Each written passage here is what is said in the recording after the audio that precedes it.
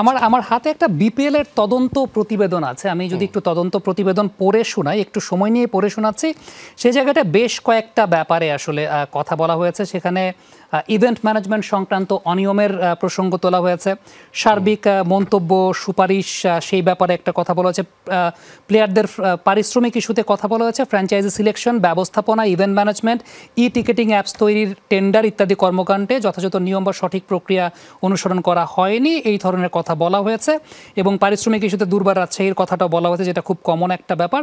আরেকটা কথা বলা হয়েছে সেটা হচ্ছে যে ইভেন্ট ম্যানেজমেন্ট, যে ইভেন্ট ম্যানেজমেন্টের দায়িত্ব দেওয়া হয়েছে সেই ইভেন্ট ম্যানেজমেন্ট এলিট কোনো ইভেন্ট ম্যানেজমেন্ট না। আমার এখানে একটা কোয়েশ্চেনের জায়গা আছে, এই সমগ্র দোষে ক্রিকেট বোর্ডের প্রেসিডেন্টকে দুষ্ট করা হচ্ছে। ডেফিনেটলি তিনি সেই দায়িত্ব এড়াতে পারেন না, তিনি ক্রিকেট বোর্ডের প্রেসিডেন্ট, বিপিএল নিয়ে তদন্ত কমিটি, এবং সেই জায়গাটা আমি দেখতে পাচ্ছি যে এনএসসি চেয়ারম্যানের একান্ত সচিব, তার সিগনেচার আছে, সহকারী পরিচালক ক্রীড়া সত্যানুষ্ঠান কমিটি তার সিগনেচার আছে, এবং পরিচালক ক্রীড়া এবং আহ্বায়ক সত্যানুষ্ঠান কমিটি তারও সিগনেচার আছে। আমার কোয়েশ্চেনের জায়গাটা হচ্ছে বিপিএল গভর্নিং কাউন্সিলের তো চেয়ারম্যান, মেম্বার, সেক্রেটারি তারাও আছেন, মানে এই দোষে শুধুমাত্র প্রেসিডেন্ট দুষ্ট কেন হবেন? তাহলে তো ইন টোটাল তদন্তটা করা উচিত, বা ইন টোটাল এই জায়গাটায় দোষে দুষ্ট হওয়ার কথা। আমার মজার বিষয় লেগেছে, আপনারা একটা বিপিএল করলেন, করার পর যতগুলো ভুল বের করছেন, যদি ক্রিকেট বোর্ডের সভাপতি ফারুক আহমেদ তো আগের ফেসিস সরকারের নিয়োগ না, তাই না?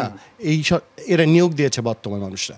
তিনি এত ভুল করেছেন একটা ক্রিকেট বোর্ড থেকে, যেখানে 8 জন পরিচালক আগের সমস্ত ব্যর্থতার দায় দিয়ে পুরো বোর্ড কেটে স্যাক করে দেওয়া উচিত ছিল, তাই না? শুধু সভাপতি হবে কি জন্য? বাকিরা কি করলেন? বাকিরা ভালো ছিলেন তখন, তারা কোনো দিনও নোট অফ অবজেকশন দেননি কেন? যখন যারা কাগজে ব্যাংক ট্রান্সফারের সিগনেচার করেছেন, মেমো নিয়েছেন, ঠিক আছে, ফারুক আহমেদ যদি বলতেন যে আমার ওয়াইফের নামে ব্যাংকে টাকা চলে যাবে, আপনি সিগনেচার করে দিতেন? নোট অফ ডিসেন্ট দিয়েছিলেন সেটাতে? কোনো বোর্ড সভাতে দেখাতে পারবেন তারা দিয়েছে কিনা? তাহলে গত 15 বছর কি হয়েছে? যে থার্ড ডিভিশন লিগ নিয়ে এত কথাবার্তা হয়, যেখানে দুর্নীতি করে এসছে, আমি তো কোনো দিনও দেখলাম না কোনো পরিচালককে একটা মাত্র প্রতিবাদ করতে। কেন করেন? আপনি ক্রিকেট নিয়ে কোনো প্রতিবাদ করলেন না, আপনার ক্রিকেট নিয়ে কোনো সমস্যা নাই, ক্রিকেট নিয়ে কোনো ধরনের অবজেকশন নেই, কাউকে দেখলাম না যে ফার্স্ট ডিভিশনে 2টা দলই 24 জন প্লেয়ার আলাদা করে চেঞ্জ করে ক্রিকেট খেলেছে, ওকে ম্যাচ ছেড়েছে, ওকে ম্যাচ ছেড়েছে, ওই উইকেট দিয়েছে, সব জানার পরও কোনো পরিচালক কোনোদিনও মুখ খুলেছেন? কেন খোলেননি? আমার কথা হচ্ছে ফারুক আহমেদ, আমি ডিফেন্ড করছি না তাকে, অবশ্য যেসব প্রমাণ এসেছে খুবই মানে কথা, কিন্তু আপনাকে একটা কথা বলি, এটা দিয়ে আমার এই জায়গাটায়, এখানে 8 জন গুরুত্বপূর্ণ পরিচালক গুরুত্বপূর্ণ একটা চিঠি ক্রীড়া উপদেষ্টাকে পাঠাচ্ছেন, অনাস্থার যে চিঠিটা, সেখানে তারা লিখেছেন বাংলাদেশ ক্রীড়া পরিষদ।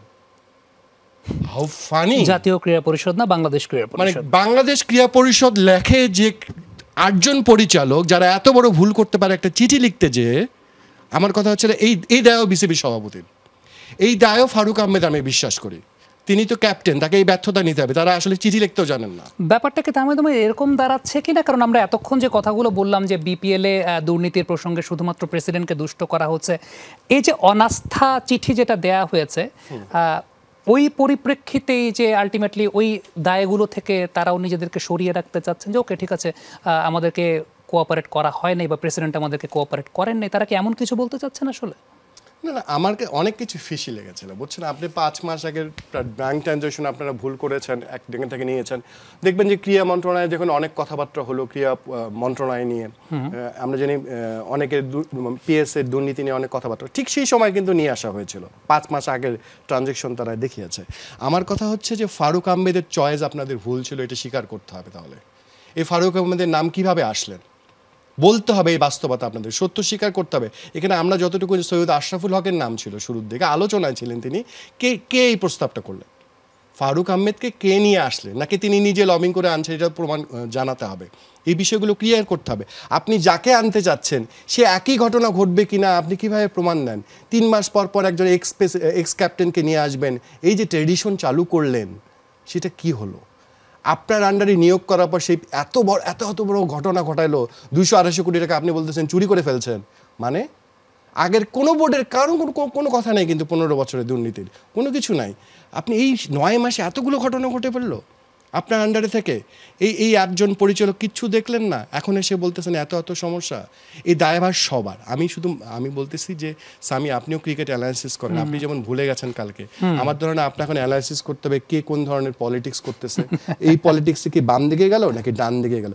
বাংলাদেশ ক্রিকেট মরে যাচ্ছে, কেমন ছিল, টো পজিশন কেমন ছিল, dying Sami, cricket is dying. আমি অ্যাজ এ ক্রিকেট রিপোর্টার আমি কাজ করেছি এই জায়গা থেকে, সবার আজকে কষ্টের দিন। আমি বলি না অন্য কিছু, আপনারা যা খুশি করেন ভাই, ক্রিকেটটাকে বাঁচান। আপনি ভাবছেন যাকে নিয়ে আসবেন, এখন তো বলছে ফারুক মেরে ফেলছে, আগে বলতো পাপন, নান্নু, ফারুক, এখন ফারুক তো যাচ্ছে, দেখি কালকে থেকে ক্রিকেট বাঁচে কিনা। এমন যেন বলা শুরু না করেন বুলবুল বাংলাদেশের ক্রিকেটটাকে ধ্বংস করে গেল।